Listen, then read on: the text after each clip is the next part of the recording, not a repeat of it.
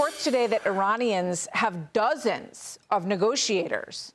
It seems in some ways the right hand doesn't know what the left hand is doing in this group of negotiators. We've seen the back and forth, and there's a clear power struggle going on. Foreign Minister Abbas Araghchi posting that the Strait of Hormuz was completely open. You remember this on Friday morning. The markets took off like a rocket. Yay, the strait is open. All is good. The Wall Street Journal reports, quote, that same night, a person identifying himself as a member of the Revolutionary Guards Navy broadcast a message on marine radio. We will open it up by the order of our leader, Imam Khomeini, not by the tweets of some idiot, referring to Araghchi, who you see on TV all the time. So I think that's a pretty good window into how this is going. Let's bring in Dr. Nazee Moinian, who grew up in Tehran, moved to the United States at the start of the 1979 revolution. She's an associate fellow at the Middle East Institute.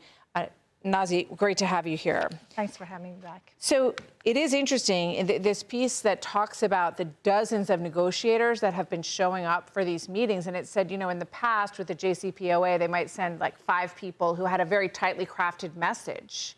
Now they're walking in there with 30 or 40 people. They keep leaving because they're having fights with each other. What's going on? So I think the clearest sign of what's going on is that they're all there to keep an eye on each other, rather than trying to negotiate a deal with the Americans, which is telling of what the regime is dealing with right now, which is why the tweet that we're not listening to a dumb person on Twitter, we're opening the Strait of Hormuz. Infighting during the war is not uncommon among rogue regimes because the ideology frays, and there are some people that are left of the ideology, there are some people that are to the right of the ideology. But in the long run, what I can foresee happening is that regardless of any position that the Americans take, Iranians will hold the principless line of death to America, death to Israel, and now the new development is that death to Arab Gulf countries that they relied on for so many decades to create an alliance and partnership, and now they're on the other side of the formula. They're not friends anymore, and I think that puts Iran in a very bad situation. But it's something that they are willing to deal with. Unfortunately, part of the Iranian constitution and their military doctrine is that they're willing to forego a lot of benefits for a little bit of defiance and deceit. So it's us versus them. Tell me if this is right, Nazee. It feels like one of the main things that this administration in Iran has left is pride.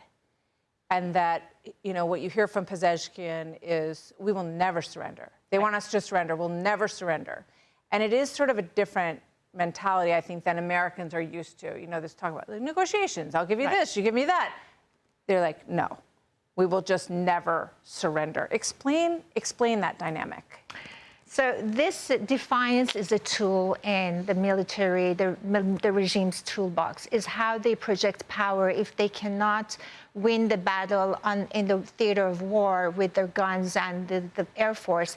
They have their brinkmanship to rely on, and never surrender is part of that. Is, you know, you think you have us, the great Satan, but we have, as Khomeini said actually in 1980, at the outset of the revolution, we have our fists and our words. You have your guns and your military, we have our fists and our words. That's a recruitment tool, believe it or not. So while they're trying to fight the Americans and the Israelis and the Arab Gulf countries, they're also recruiting adherents to their version of political Islam. Look, we've stood up to the great Satan. Look, we're making them scared. Look, we're bringing them all the way to Pakistan to talk to us. I mean, I have every confidence that our president, President Trump, knows exactly what he's doing. He wrote The Art of the Deal. But if I were to advise the American president at this point, I would say keep the balls in the American courts. Washington has the upper hand. Tehran doesn't. It's all about words right now in Tehran.